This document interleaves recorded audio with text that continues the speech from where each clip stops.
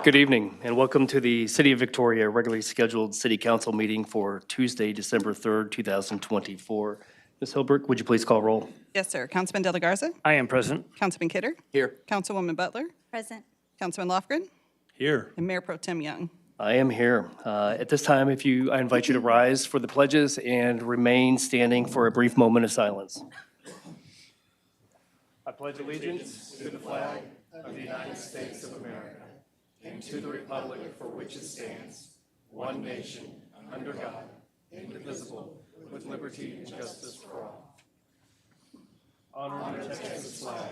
I pledge allegiance to thee, Texas, one state, under God, one and indivisible.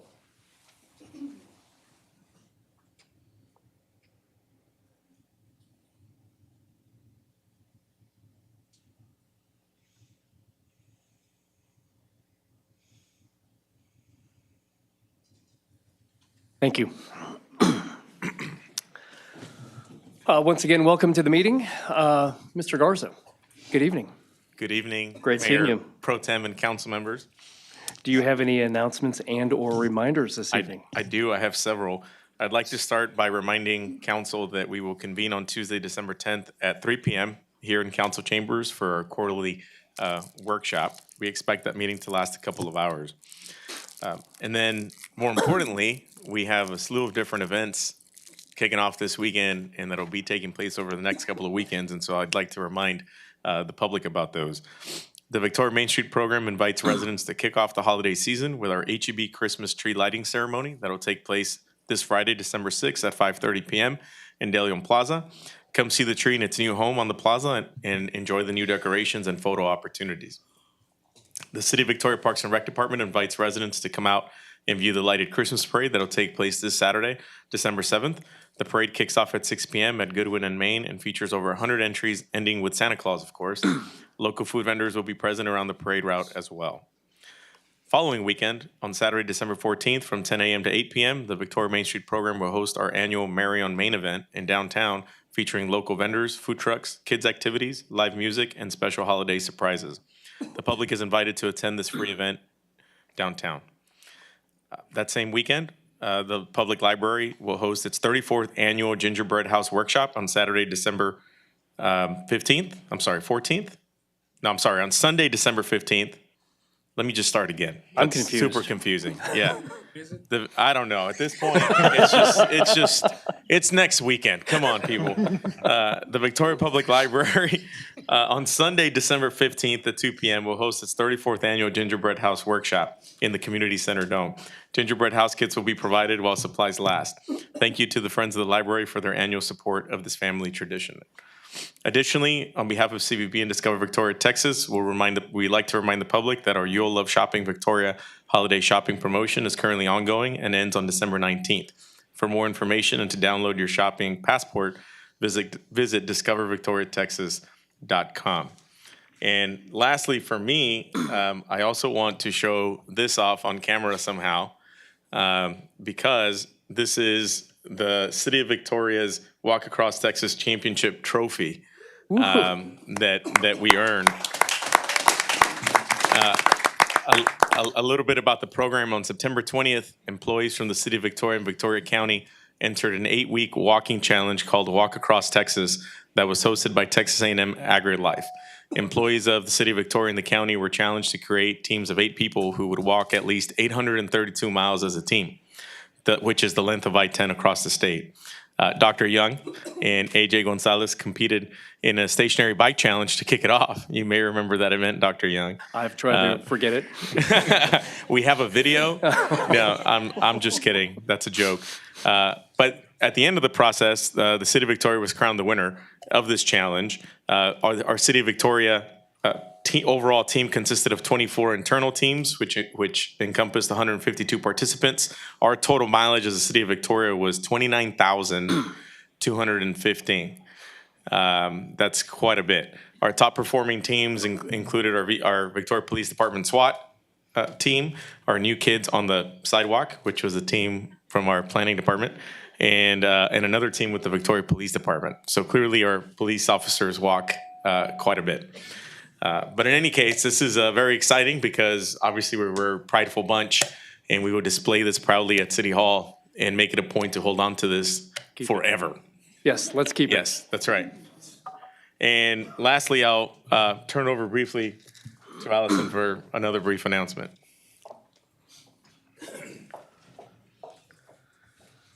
I promise I'll keep this brief, but I do only have one employee that I get to make announcements for, so I want to stand up for it.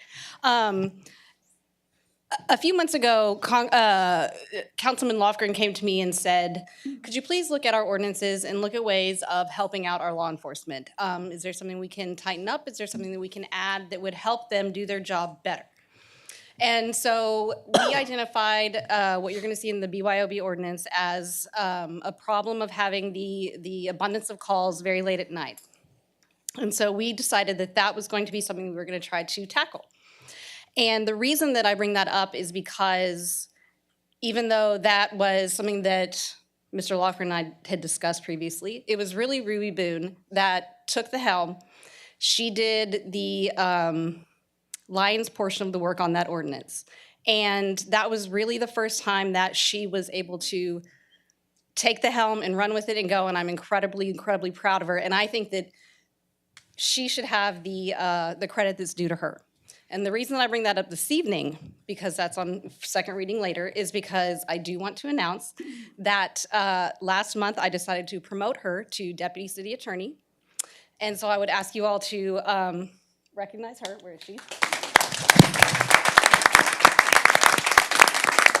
I won't make her come up here because I know she doesn't like that. But Ruby has shown incredible leadership in our department, incredible wisdom in her skills. She is on the board of directors for the Texas Young Lawyers Association. She has just excelled in every aspect of the job, and I couldn't have asked for a better attorney to sit next to me and do this job that we are so lucky to get to do every single day. So thank you, Ruby, and congratulations.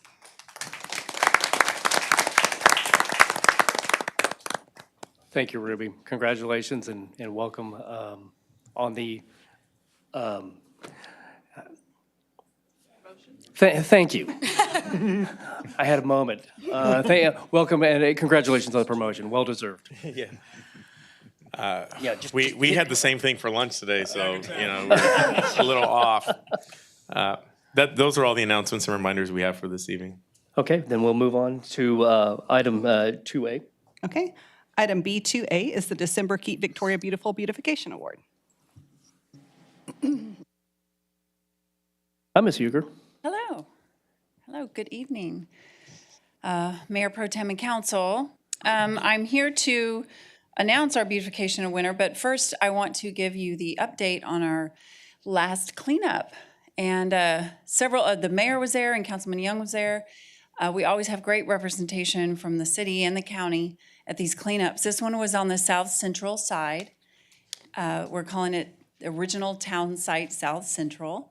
And once again, it was just one of those magical days of us helping our neighbors. 116 volunteers, 85 homes serviced in the area. We picked up 30 tons of debris, that's tree limbs and big bulky items and appliances and all that. 124 tires. Fire department was awesome and installed 36 smoke detectors. They always install all the ones they have and we just run out. So people really appreciate it. HEB donated potted plants for us again, and we distributed those to residents and to our volunteers, and they were gorgeous, and you just saw potted plants on people's porches and happiness all through the neighborhood. These are the cleanups where we just literally help people move items to the curb, and then our solid waste trucks come through and pick all that up. We also let residents know for the 2 weeks before that we'll be coming through the neighborhood. We send flyers, and they can put out items before. So we get quite a bit done in the area. We also take time to educate residents on services that are available to them so they can remember they can get rid of these items in the future. I really want to thank wholeheartedly our volunteers. They are the core of Keep Victoria Beautiful. And I also want to thank our sponsors for this cleanup, HEB, Del Papa Distributing, Appliance Pro, and Salvation Army. We had a great team out there today. I also want to thank our community partners, the library that was there that day, Victoria College, Municipal Court, of course, our fire department. We also promoted our recycle campaign in the neighborhood and distributed household recycling bins for residents and volunteers. And of course, the Victoria Art League, that was a really awesome place to have a cleanup. I mean, we felt, yeah, it was pretty nice. We could do it there again. In fact, we are going to the neighborhood again. We're going to do part 2 of that area, the south side, and we'll do that February 22nd.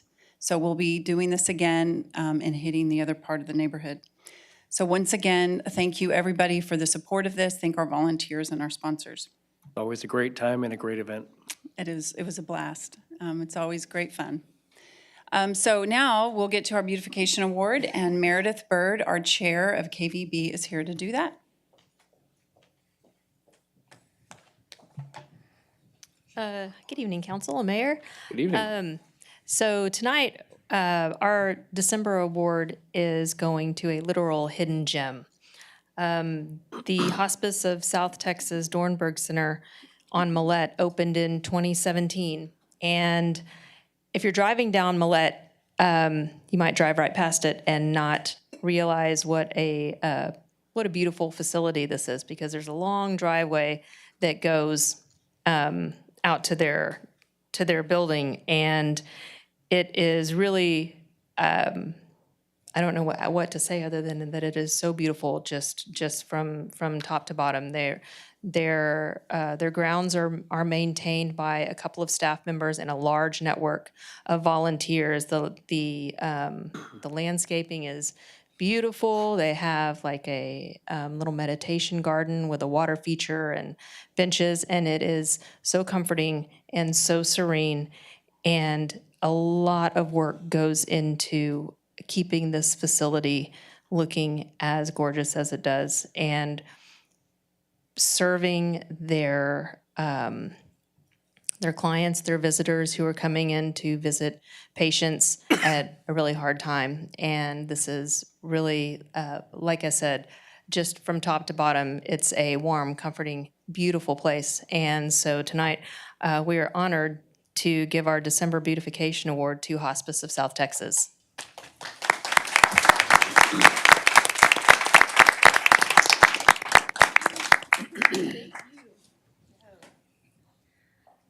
I'm Hillary Lucas, and I'm with Hospice of South Texas, and this is Robert Weaver.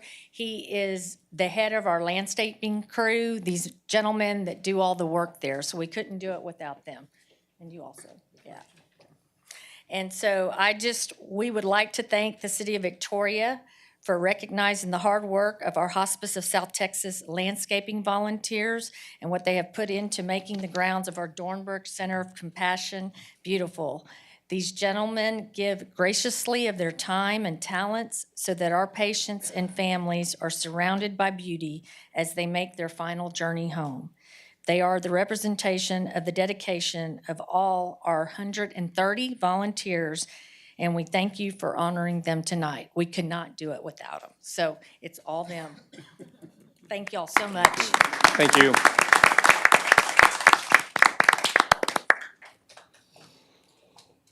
Okay, at this time, we'll move on to item B3, items from council. Are there any?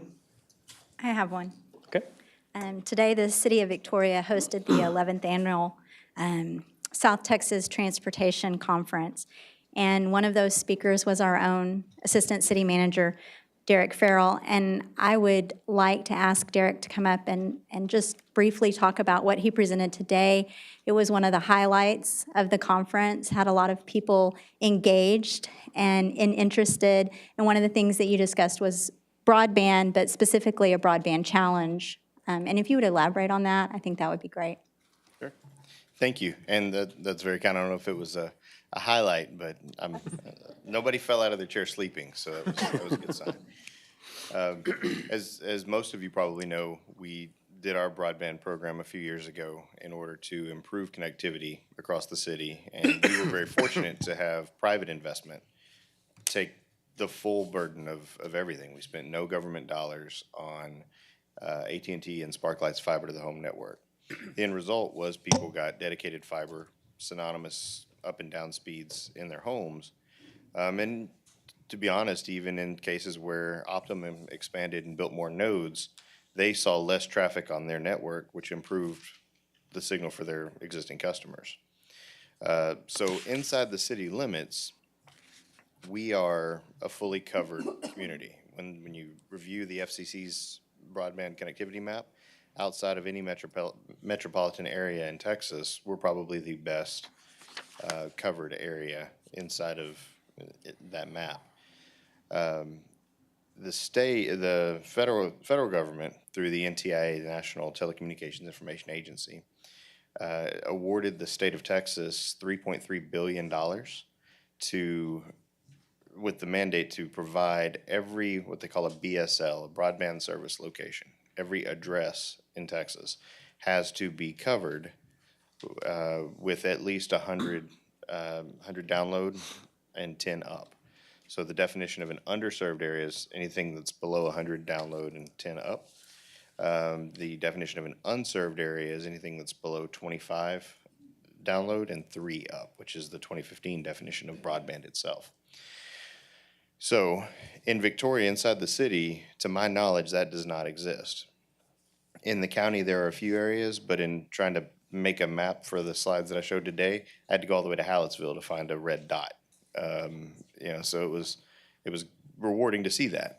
But the idea is, in their process, they've submitted their plans to the federal government. The Texas Broadband Office has submitted all of their plans for how they're going to use that $3.3 billion, and they've gotten it approved as of November 19th.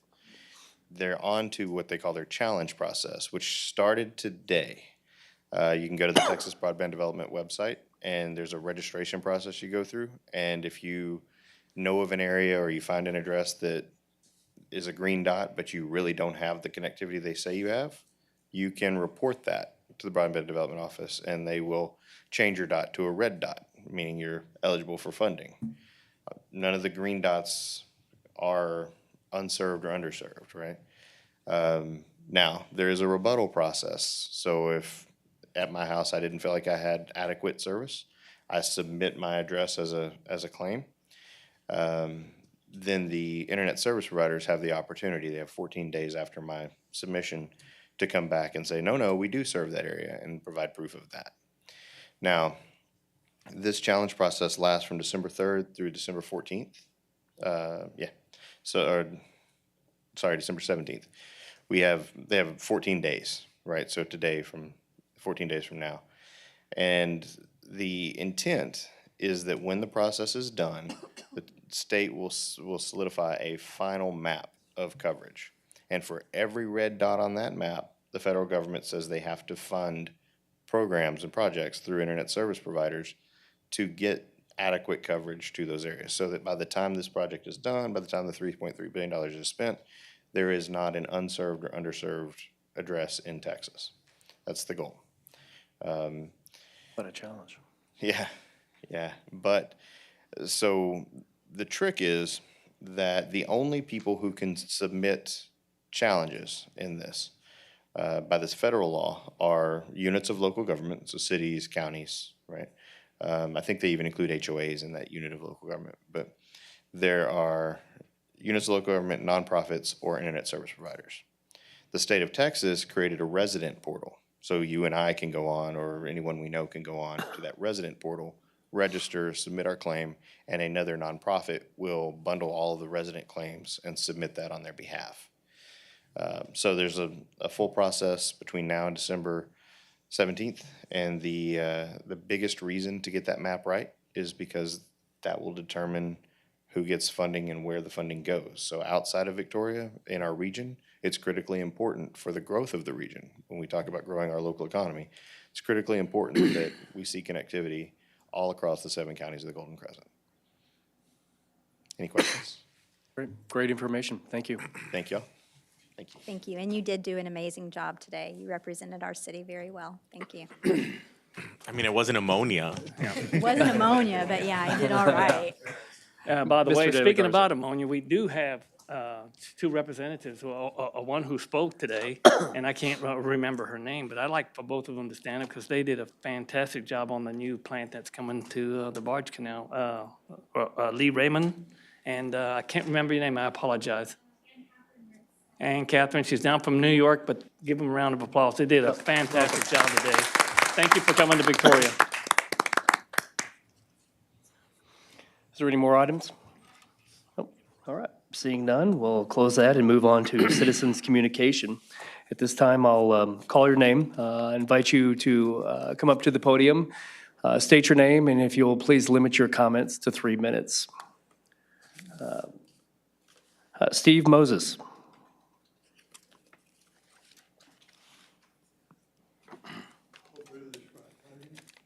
Right there. Yes, sir.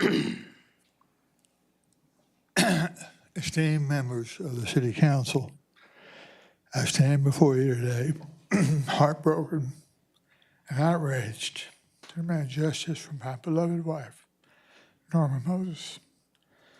On August 26, 2021, I called the Victoria Police Department to address a domestic disturbance at our home.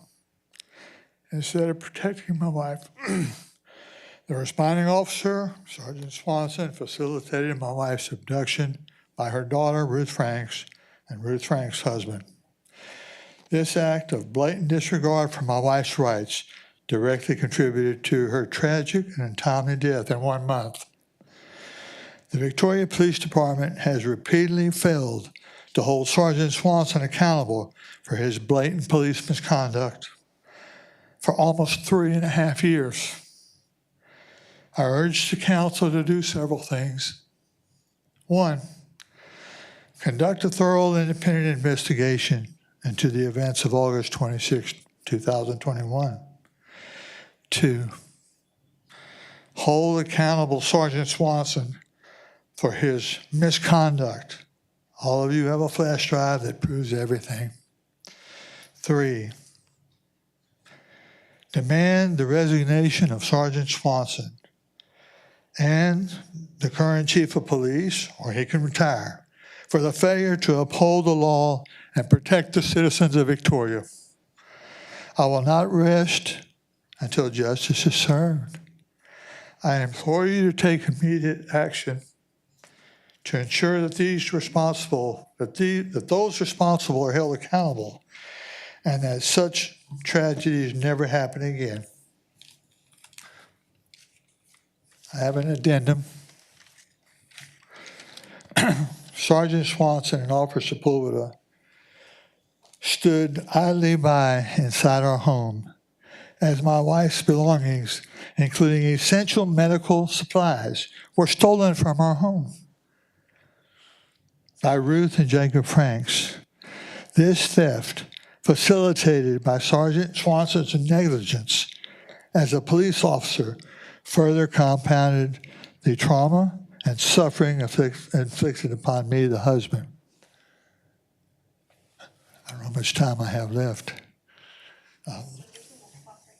1 minute? 20 seconds. That's it. I feel like I'm representing all the people of Victoria now, and I don't want this to happen to anyone else. But these are what my demands are, what I'm asking for the City Council. Thank you very much. Thank you, Mr. Moses. Merry Christmas. Thank you. Michael Vonderow.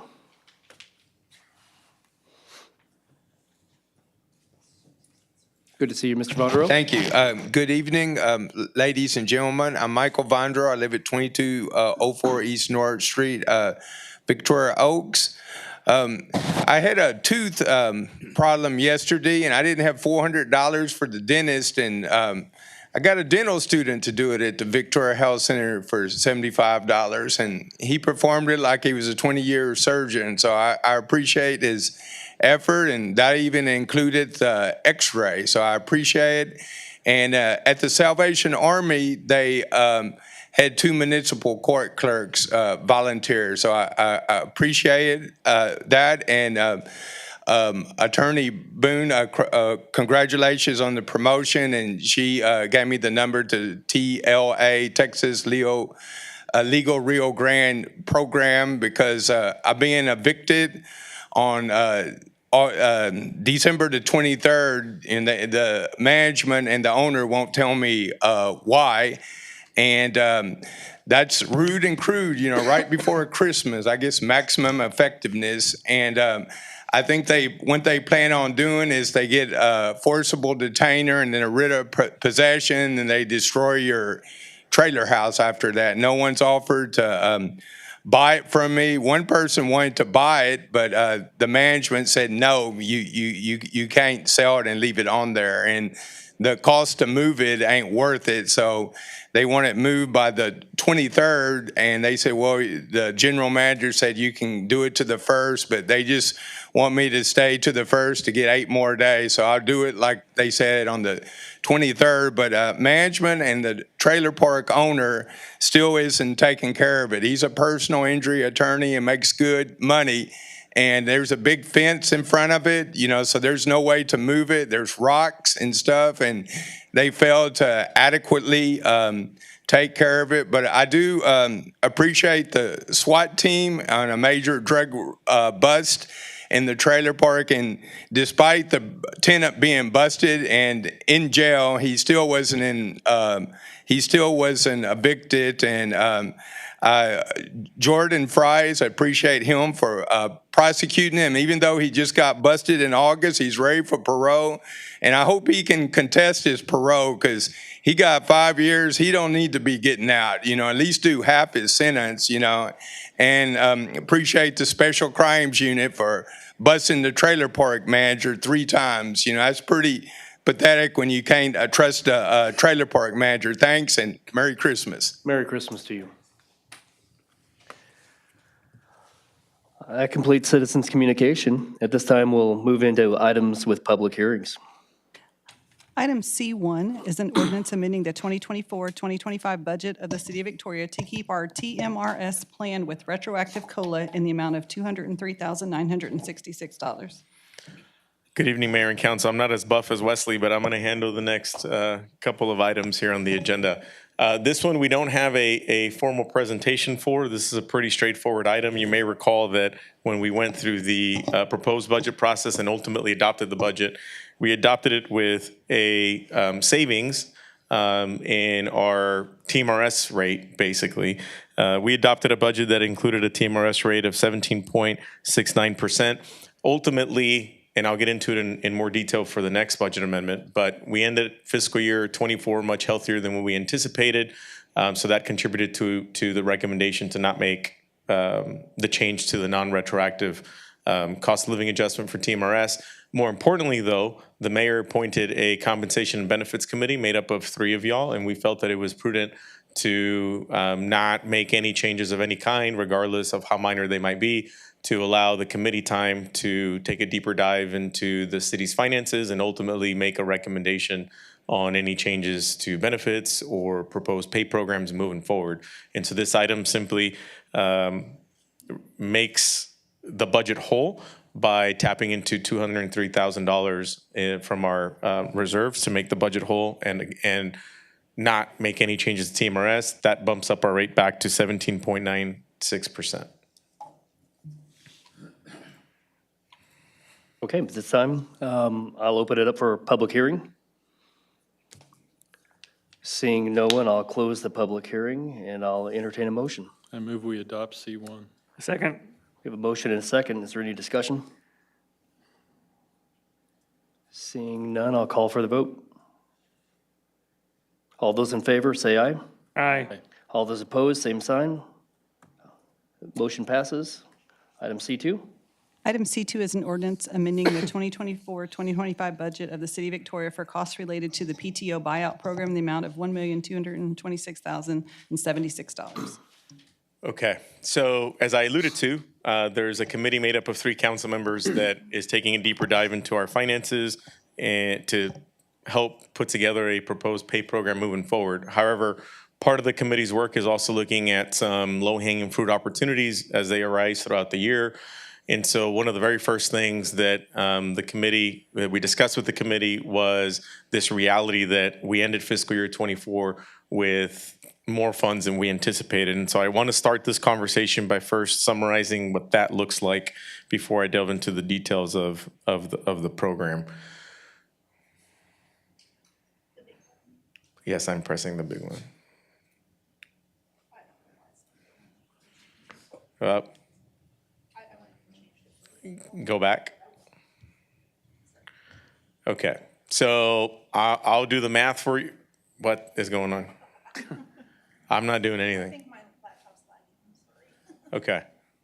All right. So the second column lists what our projected ending fund balance was in all of the different funds. And the third is our unaudited ending fund balance now. Ultimately, we're projecting to end roughly $2 million to the better compared to what our original projected ending fund balance was. And you can see those differences throughout. This budget amendment is inclusive of taking some of that money and apply it towards this PTO program.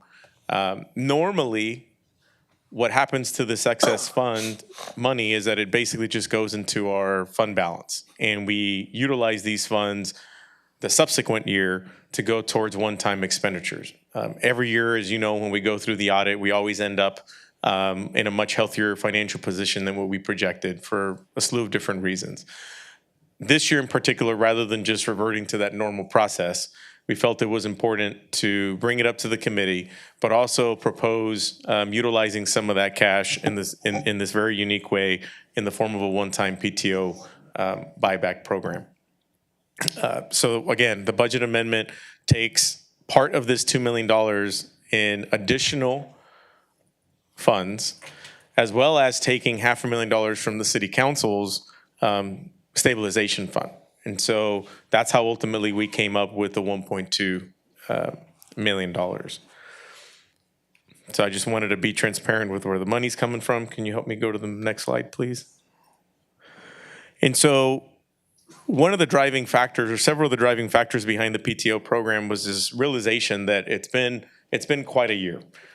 We, of course, we've talked about it, and we talked about it heavily during the summer. It's been a rough year for some departments that are suffering from just vacancies, and our challenge with recruitment, our challenge with retention, and in these departments, specifically police, fire, and public works, which are the ones that have the biggest issue with vacancies, a lot of these employees are having to work extra overtime. It's obviously can lead to burnout. It can impact morale, the fact that they're just heavily worked. And we are trying to think creatively on how we can help supplement and help support them. But ultimately, you know, that burnout leads to maybe an inability to take time off. It certainly leads to stress. And we certainly didn't do ourselves any favors with our bicentennial year and the fact that we also, on top of all the normal day-to-day business that our employees have to deal with, we added a layer of extra events, ranging from our big bicentennial celebration in April to the relaunching of a large community festival, which of course was Tejas Fest. And so we felt that it was important to try and make a recommendation that attempted to put some of this excess money that we ended up with in the pocketbooks of our employees as a way to show our appreciation for their dedication and their loyalty and their sacrifice throughout the year. It's cost prohibitive at this point to consider doing a program like this every year. But if there were ever a year to do one, this would be the year because of the reasons that I mentioned. And ultimately, the way the program looks is as follows. And I should say, before I get into the details of it, that we received a lot of great feedback from the Compensation and Benefit Committee made up of some of you that ultimately made the final iteration of what I'm about to walk through. Some of the things that very specifically came from some of you, from some of the council members, was this desire to ensure that we had a longevity component to it, meaning that our employees that have been with us the longer, you know, benefited to a greater degree. Some of the feedback was, well, what if, one of the questions and feedback was, well, what if can someone have an opportunity to not sell any back but still benefit financially to this program? That wasn't in the original recommendation, and so we added that. And so what the program looks like now is that basically the number of hours an employee can sell back is based off of their years of service with the city. And in order to qualify to begin with, you must have been with the city for at least 6 months by the end of this calendar year. Now, the 6 months is important because normally an employee goes through a probationary process during that 6-month period. So it makes sense that if we're going to have this kind of benefit, it's an employee that we know is going to be with us long term. Additionally, an employee that maybe hasn't been with us for 6 months certainly hasn't been with our organization long enough to endure that stress that I alluded to earlier. And that was part of what some of the discussions that we had with the committee. And so if you've been with us between 6 months and 5 years, you have the ability to sell up to 40 hours or a week. Or if you don't want to, you don't have to, and you still have access to $500, and so on and so forth. So 5 to 15, it's 80, 2 weeks, 15 to 25, it's 3, and over 25 years, it's 4 weeks. In all of these scenarios, we wanted to be mindful of the importance of PTO. And so, as y'all are very well aware, we have a fairly rich PTO program that caps out at over 1,000 hours. And so we do have quite a bit of employees that have significant number of hours, but a lot of don't, either because they haven't been with us long enough or they utilize it.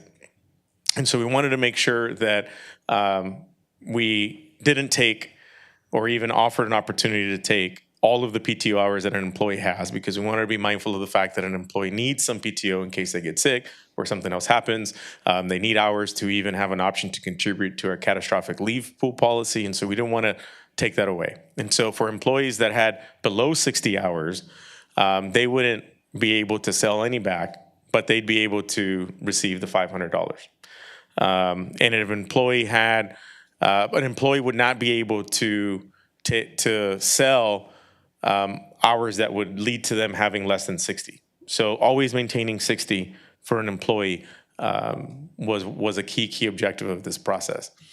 Anyway, this is what the program looks like. An employee has the opportunity to choose which option they want, and even under option 1, be able to choose how many hours they want to sell back. So just because you qualify for 40, 80, 120, or 160, you don't have to sell all those hours back. And so to help facilitate that process, our HR has already been in contact, and we've been in contact with all of our employees to fill out a form where they are able to select which option they'd like.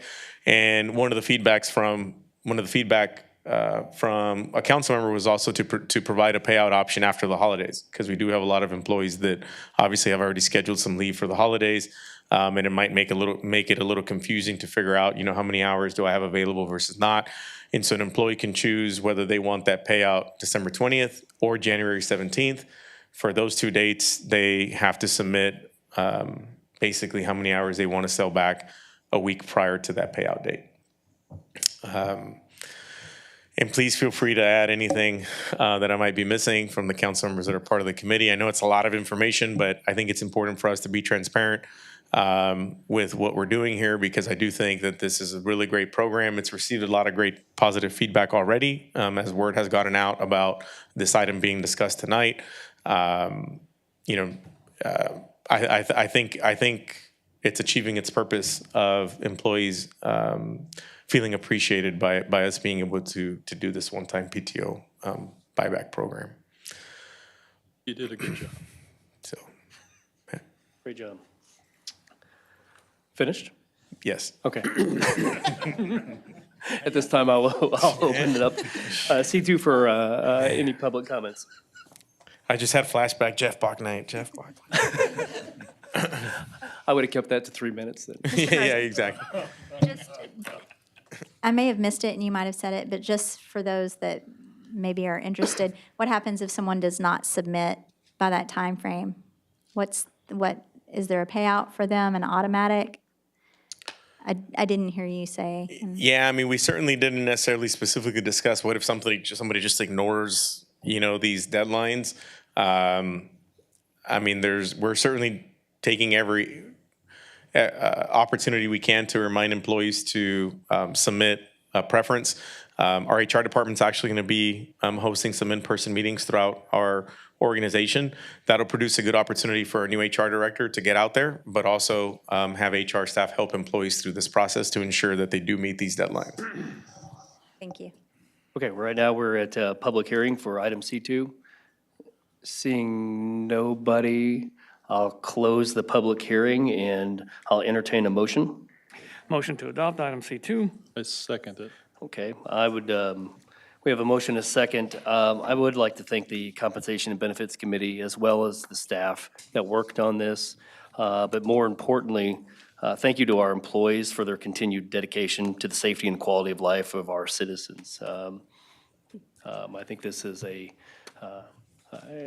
great idea, and they should be, they're incredibly valued, but wanted to thank our employees. Anyway. And just for the FYI, the committee's not done yet. We're still trying to find positive motivations to keep the pay rising. Awesome. Appreciate your continued service. At this time, I'll call for a vote. All those in favor say aye. Aye. Opposed, same sign.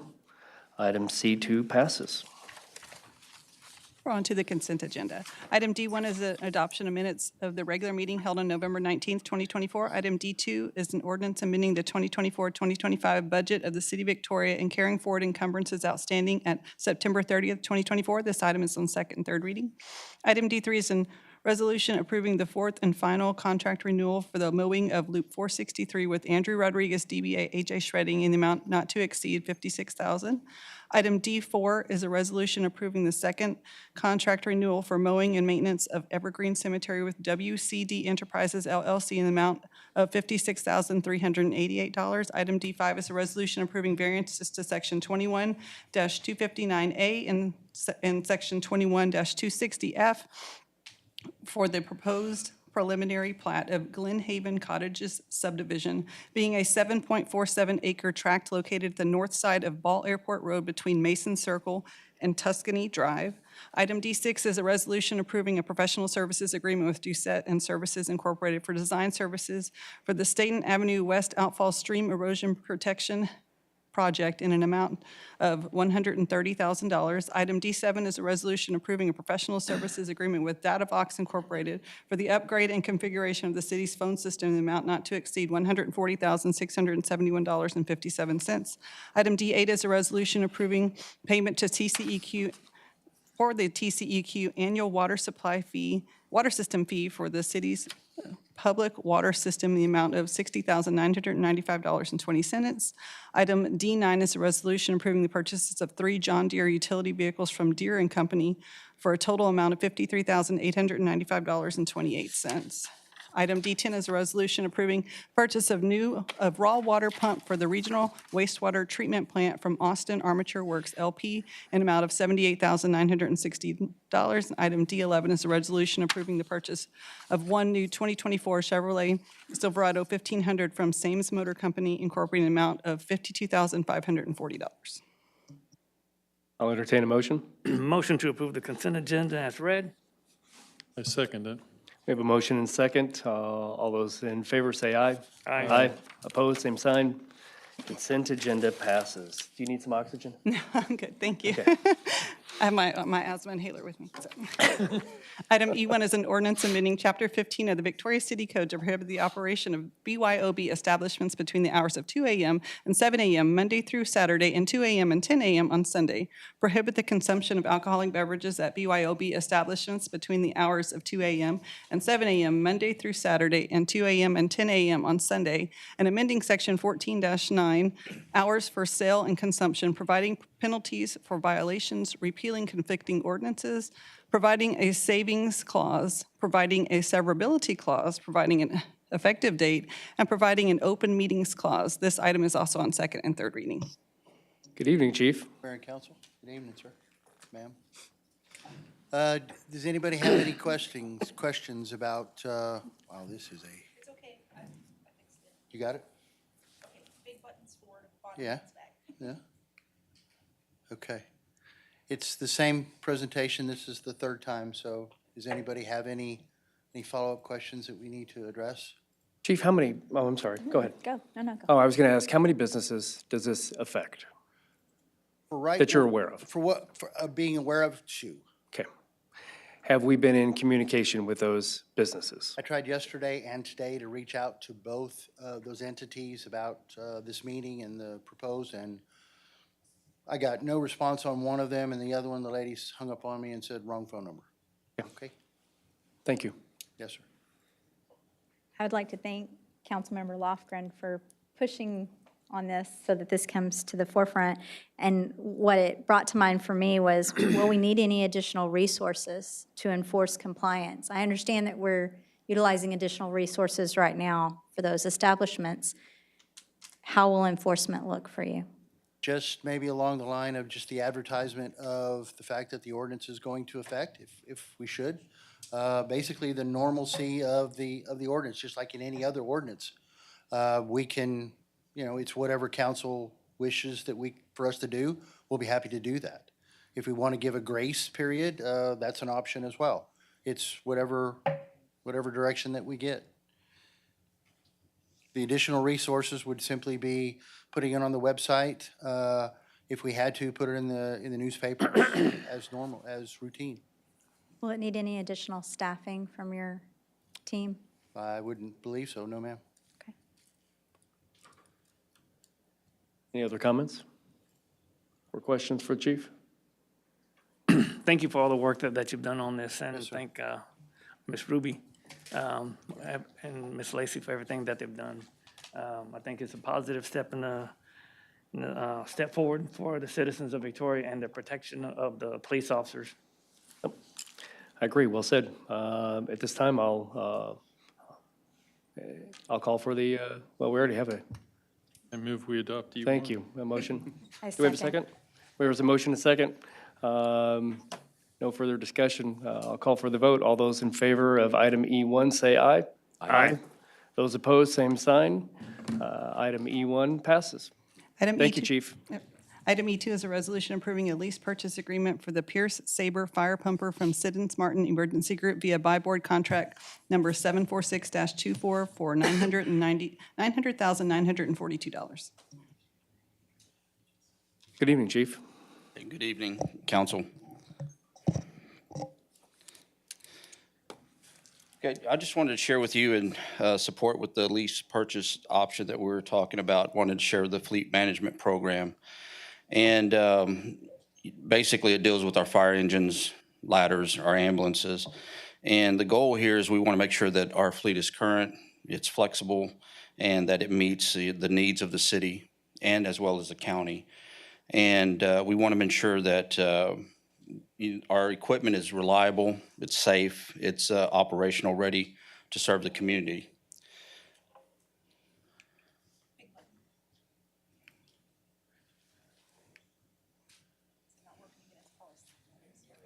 A really great picture.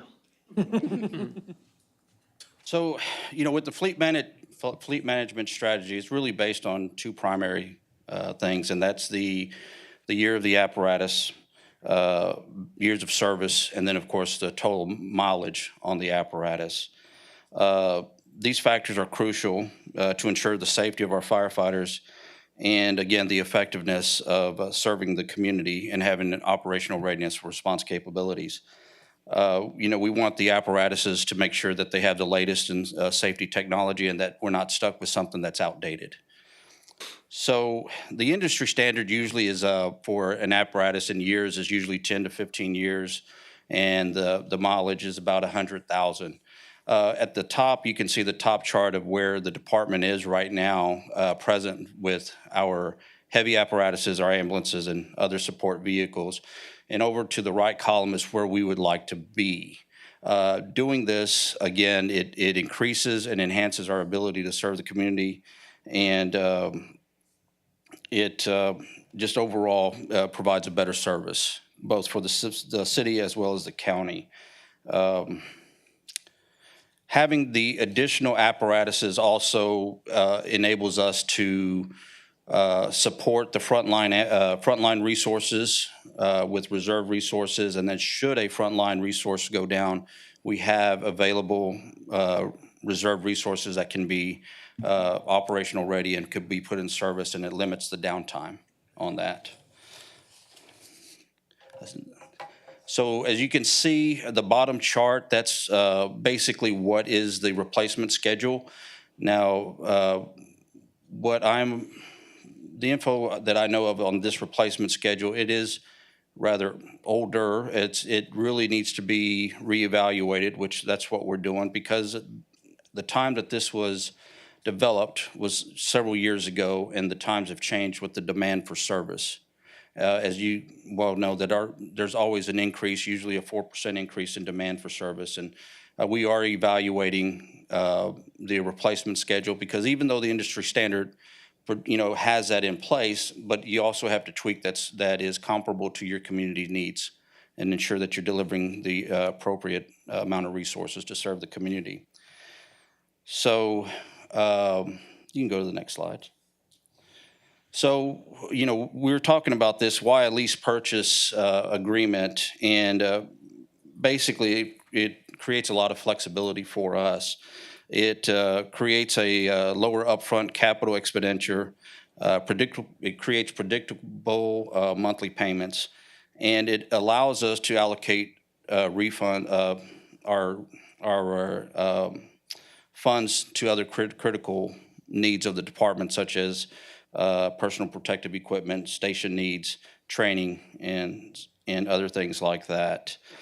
The lower cost with the prepaid discounts, the finance company prepays for us, and when it's prepaid up front, then we actually enjoy the savings of actually paying up front, like if we were paying for cash. So there is a savings component to this with this lease option plan.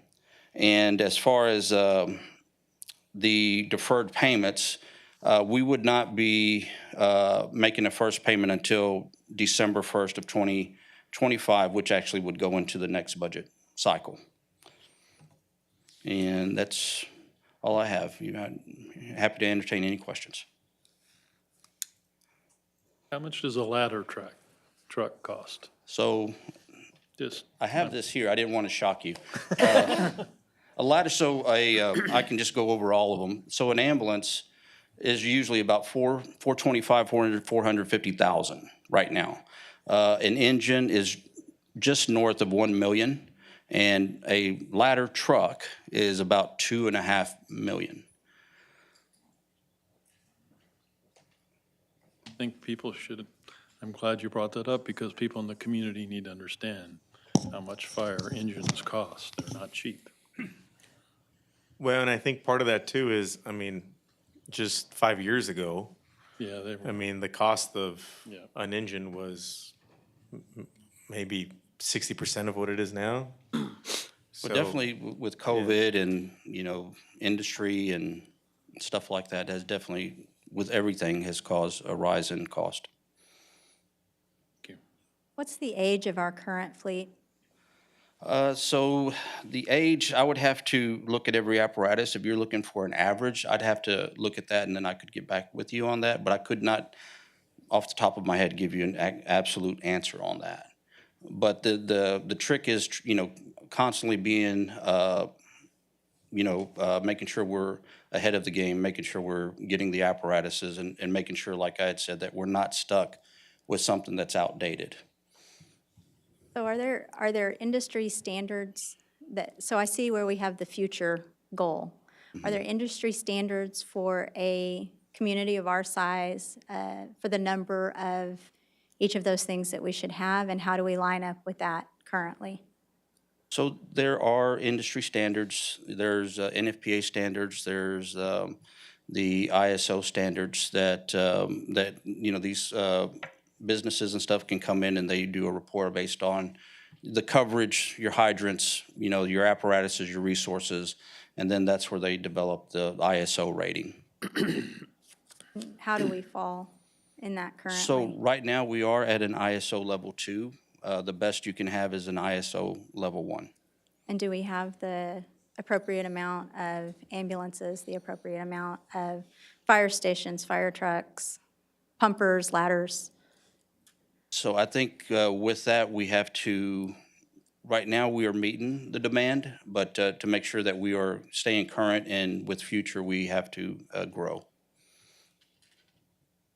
So with this purchase, will this meet the needs, the capabilities and operationally, or will we still be behind?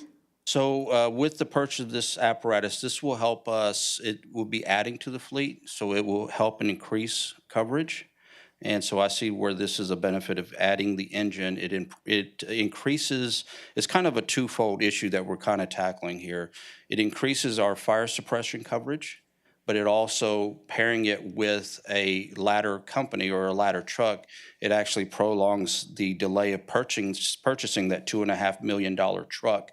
At least it kicks that down the road about a year or two because you are using the engine as your frontline resource.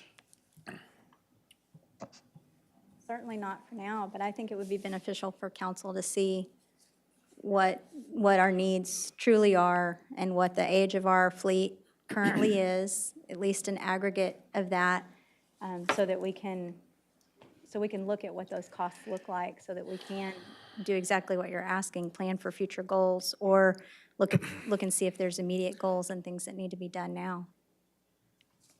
So one thing to keep in mind is the process that you just described, we go through as professionals every single year during the budget process. And so during the budget process, Roger Welder, who's our Director of Building and Equipment Services, takes requests from every single department. We have fleet needs in Public Works, Planning and Development Services, our garbage trucks, police, every single department. And so every single year, we get these lists and we review them. And we have these conversations with each director and chief about balancing, basically, the budgetary constraints that we have with the apparatuses and the equipment that we have. I'm happy to share, obviously, that information with you in great detail because we do have it. I just ask that if that's the information that you want, we need to take a holistic approach and not single out the fire department because we do have equipment, truck, apparatus needs across the entire organization. And if that's a picture that council wants to better understand, we can certainly paint that for you. But I don't want anybody listening in to think that, we're just winging, the recommendations that we make for equipment. There's a very sophisticated, detailed process that goes into evaluating these needs every single year as part of the budget. And again, we can certainly just be more transparent, with that process, but it exists. And I appreciate that, and I think that we could take a holistic approach and look at it at all departments, but specifically within all departments, breaking that out for fire, for PD, for all of those things, which I'm sure Roger has, and then getting the age of those and what the standard is as far as where we need to be at for each of those. Is that doable? Yeah, like I said, we can certainly, make that information, more available for council. Okay. That's easy. With the approval of this lease agreement, Chief, how soon before it can be implemented? And if I'm correct, it's going to add vehicles to our fleet? Yes, sir. So it will add resources. It'll increase our flexibility for coverage. If you're asking implementation, if you approve it, when would it actually be on the street serving the citizens of Victoria? That could be a year and a half, 2 years from now. That's just for an engine. A truck is almost 4 years from now. And again, it's just with the industry, you're competing with, again, other departments that are ordering multiple orders, resources, things like that. So that's the standard right now. So with more equipment, eventually we'd have to add more personnel. Yes, that would eventually would have to take place to add more personnel. Yeah. I mean, we know without a doubt that obviously as our community grows, as the demand grows, we obviously have to take a look at that. But as the chief alluded to, there are some parameters, specifically with the ISO rating, that can be a good guide to determining, what that looks like. We actually just had a conversation about this, I think it was last week, because there was a pretty significant, organizational restructure within the fire department that created paramedic crew leader positions whose sole job is to just be on an ambulance. And so that does change a little bit of the dynamic, around what is your availability of firefighters, because before these positions could fight a fire, and now, they can't. And so we know that we have to take a fresh look at, what that looks like under the purpose of trying to maintain an ISO rating of 2. It'd be cost prohibitive and impossible for us to ever try and pursue a 1. I mean, the only ones that exist out there are, there's probably literally only a handful of communities across the state that are a 1. And we go through these processes, typically every 10 years is typically when we go through these ISO ratings. We typically, in preparation of that, hire consultants that come in and help analyze and assess fire station locations, equipment, fleet, personnel, et cetera, and they make recommendations on, how can you best improve response time?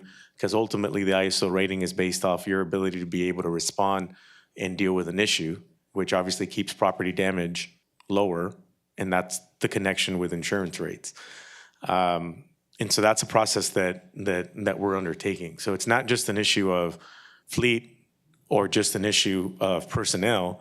There's other things at play, like the water availability, fire station location. We've talked about relocating Station 5.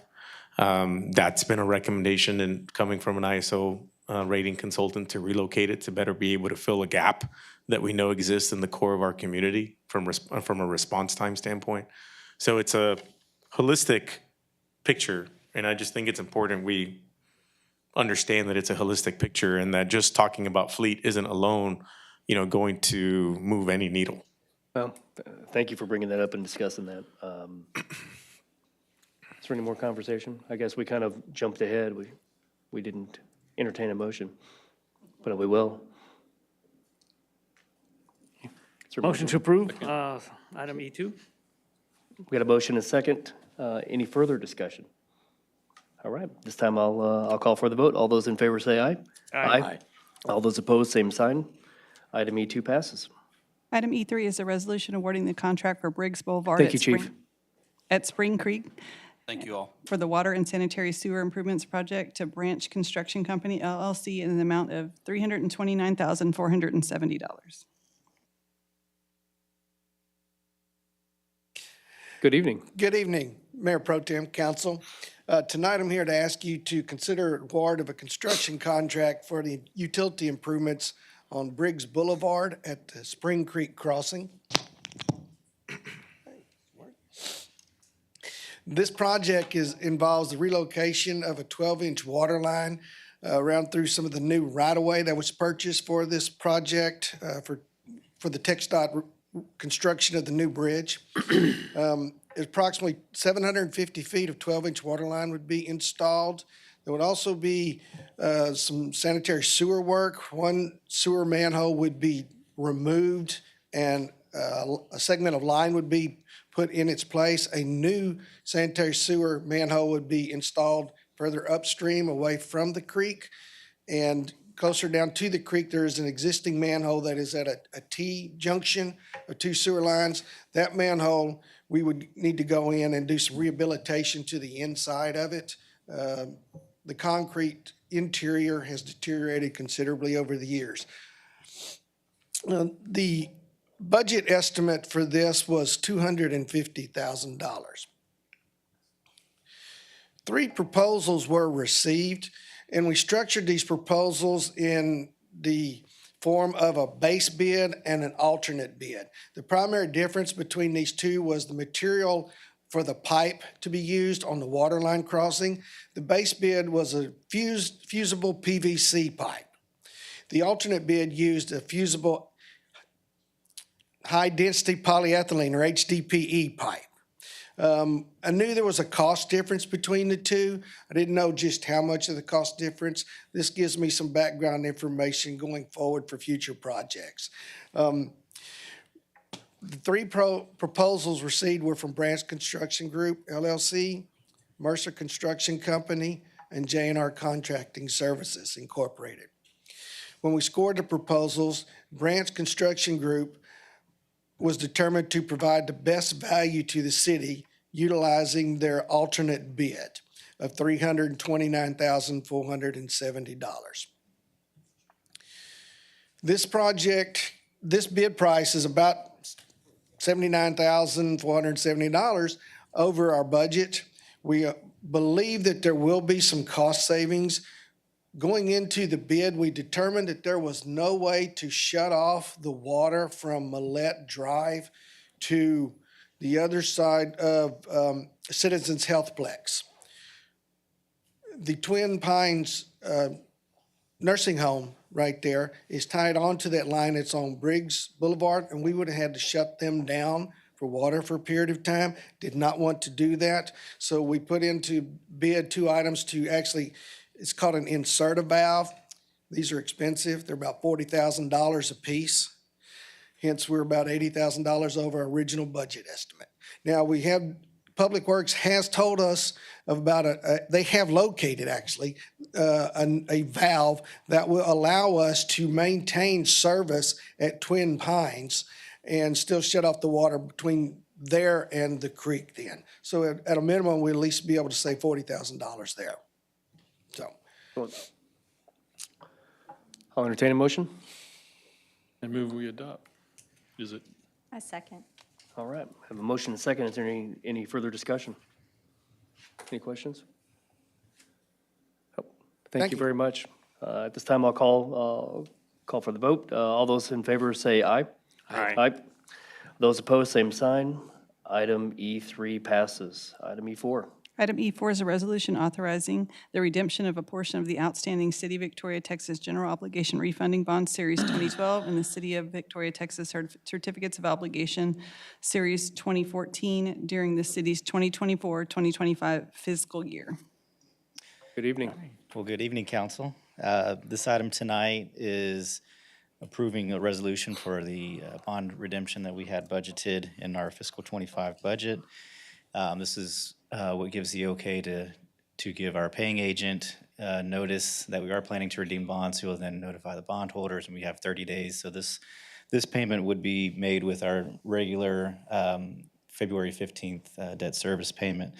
And again, we had approved a $500,000 redemption in fiscal 25. We'll be redeeming maturities from fiscal 2026 on our Series 2012 and 2014 bonds. This will help create debt capacity for future CIP projects. For those of you that aren't familiar with bond redemptions, it's simply just paying off debt early, making additional mortgage payments on your house. In some cases, primarily to save interest, and in this case, we've utilized a strategy to create debt capacity in specific years in order to issue new debt for CIP projects. A little more info on this $500,000. It represents about 0.89 cents on the tax rate, and it also equates to about $6 to $6.5 million in debt capacity. 500,000, which would mean the 500,000 is about what it takes to service that level of debt each year. So with that, I'll welcome to take any questions. That's it. Any questions? I'll entertain a motion. Motion to approve. Second it. We have a motion and a second. If there's no further discussion. Nope. Mr. Kidder? No, I'm sorry. Okay. I don't want to stop you. We'll call for the vote. All those in favor of E4 say aye. Aye. Those opposed, same sign. Item E4 passes. We'll move on to, do we have any city manager reports, Mr. Garza? No, sir. No city manager No, sir. reports, no work sessions, correct? And no executive session. Okay, at this time, we'll call for the, at 6:08, we'll adjourn the meeting. Thank you.